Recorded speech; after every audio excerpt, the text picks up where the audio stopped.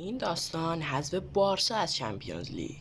خوش اومدین به یه ویدیو از چنل نشریه داستانی.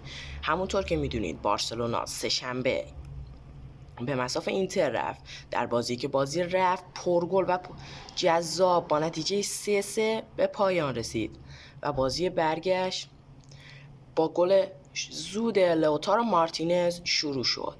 بعد از دقایقی گل دوم برای اینتر روی پنالتی هاکان چانالوغلو به ثمر رسید و بعد از گذشت چند دقیقه و نیمه اول 2-0 به نفع اینتر تموم شد. در نیمه دوم بارسا بازی رو خیلی بهتر شروع کرد و با ضربه به قلب‌های تمیز اریک گارسیا تونست دروازه رو باز کنه و بعد از گذشت چند دقیقه روی دبل پاس گل جرار مارتین دنی اولموه که دروازه رو برای بار دوم باز کرد و بازی به دقایق کشیده شد و باز هم سلطان این فصل چمپیونز لیگ رافینیا گل سوم برای بارسا زد.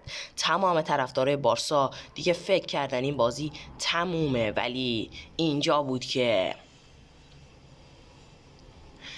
بود که دفاع آخر میلان موفق شد دروازه رو باز کنه و آچربی موفق شد دروازه رو باز کنه و این بازی به وقتای اضافه رفت. توی وقتای اضافه روی پاس گل زیبای مهدی طارمی این اینتر بود که موفق شد به فینال چمپیونز لیگ بره و الان تنها تیمی که میتونه سگانه بگیره پاریسه.